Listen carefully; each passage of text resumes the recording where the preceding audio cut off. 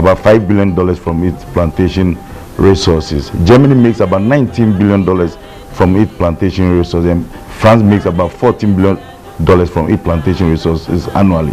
However, when it comes to Ghana, we are making just about $250 million US from our natural forest. This tells us that in terms of economic value, it is important that we reduce the reliance on natural forests when it comes to timber production and rather focus on plantation resources, because plantations are more productive when it comes to timber production, whilst we leave the natural forest to provide the necessary environmental benefits that we require in this country. For instance, watershed management, air pollution control, food security, and so on and so forth. The country has decided to invest in plantation resources.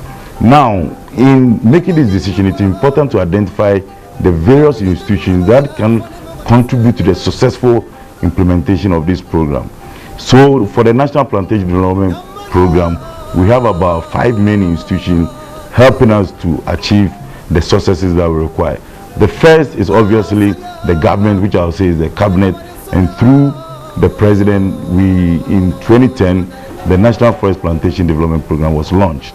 From there, obviously, you require financial resources to be able to implement this activity, and therefore the Ministry of Finance role was to assist us financially to be able to implement this program. Then we have the Ministry of Lands and Natural Resources, which main role in the program is to give policy direction as well as play the monitoring and evaluation role.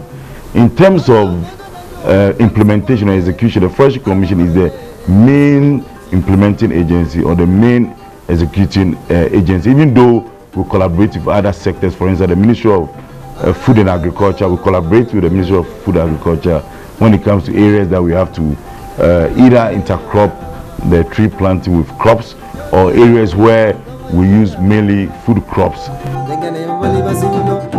In most of the areas for which the project were established, particularly in the Middle Belt, the Ashanti regions, the Buranhafo, the transitional areas, in Kransa, Atebubu, in Kintampo areas, food crop production has highly been enhanced. And these were done in forest reserves. Again, in the northern part of the country, cereals like maize, millets have also been done all year. And it's important to mention that the non-food shortage that was experienced within the 2005 up to 2012, a lot can be attributed to the plantation program that was established.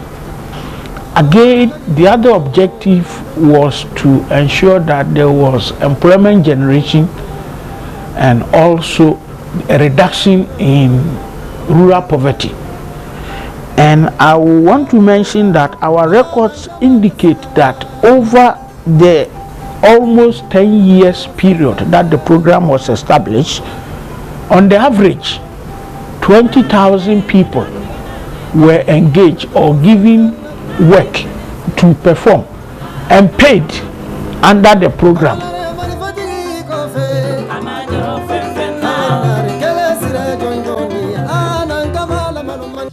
The Ministry of Lands and Natural Resources is poised to ensuring that the new forest plantation and protection of remaining forest cover benefit all Ghanaians.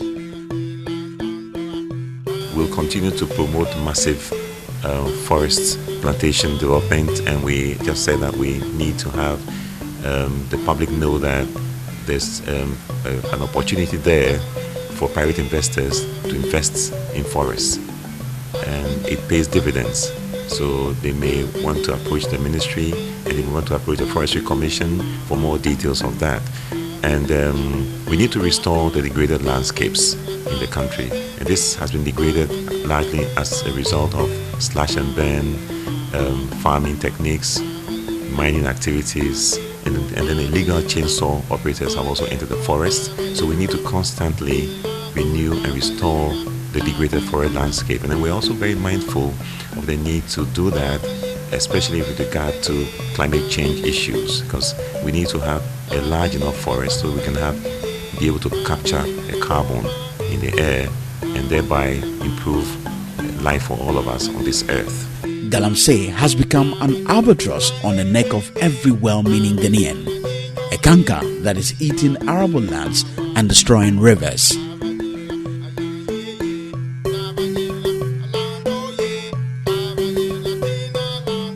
The ministry has carried out vigorous programs and activities to reduce illegal mining and reduce the impact of illegal mining. Also, the ministry has undertaken many livelihood support programs for illegal miners. The ministry go on inspection tours across the mining areas to educate and sensitize illegal miners on the dangers of the activities. The people of Ejakrom, Chichiwure, and Amuafu rush here and then start doing illegal mining. Unfortunately for them, the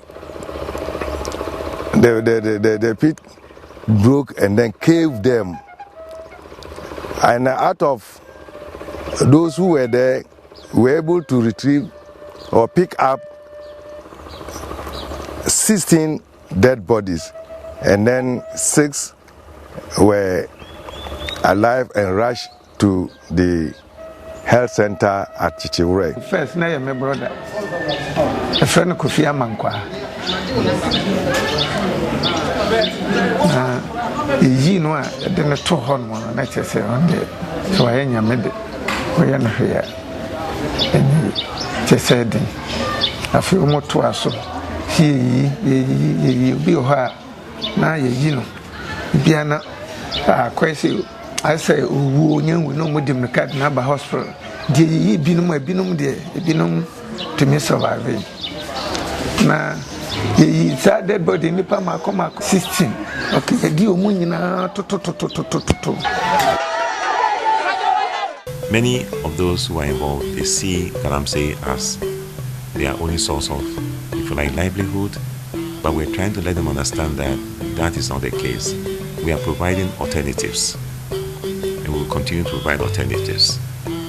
And currently, my tour last 2 weeks took me to those areas I've just mentioned, and I did some sensitization.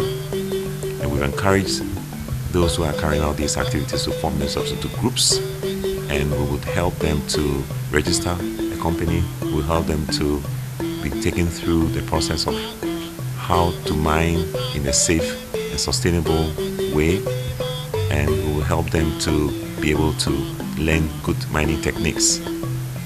And these are some of the things we're trying to do. And at the same time, in terms of alternative livelihoods, again, we provided in the Huni Valley area large tracts of land and many seedlings, oil palm seedlings, and these have been planted.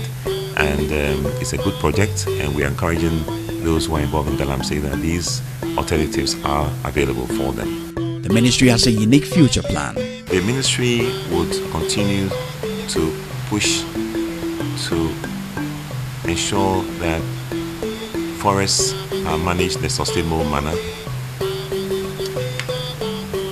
that more trees are planted, that we source funds from donor agencies, some of which are available currently, that we continue to have a sustainable fund source to ensure that all our programs are run under the Forest Investment Program.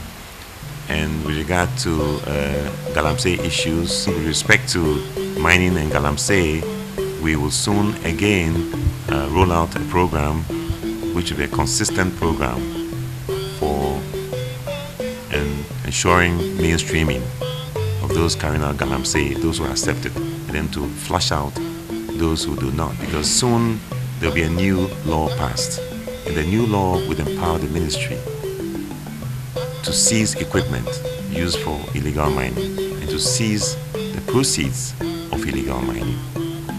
We don't have a clear-cut law currently, but as soon as this law is passed, things are going to change drastically on the ground. So the ministry is pushing to get this to happen and to help us in our quest to combat illegal mining.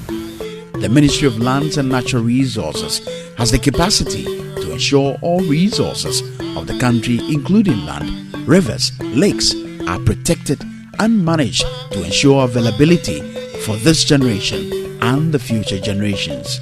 We try to keep within the law when it comes to logging, to timber, because we need to have our forests covered.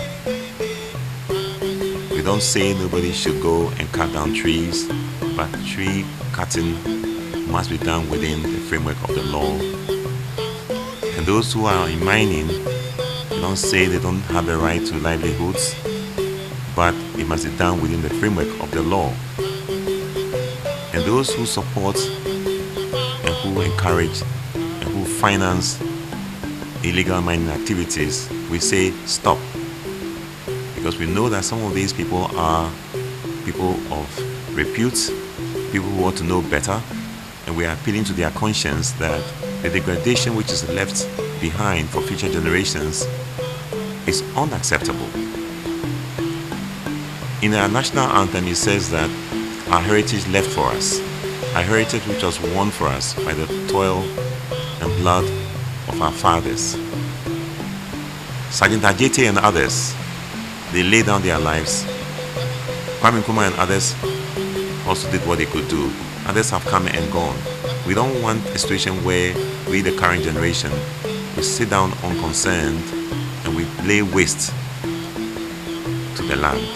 So I appeal to their conscience. They should stop financing Ganansi activities, and they should rather fall in line and help all of us to promote the forest cover and to grow the forest and to have a better, because you see, without the forest, agriculture will suffer, everything suffers.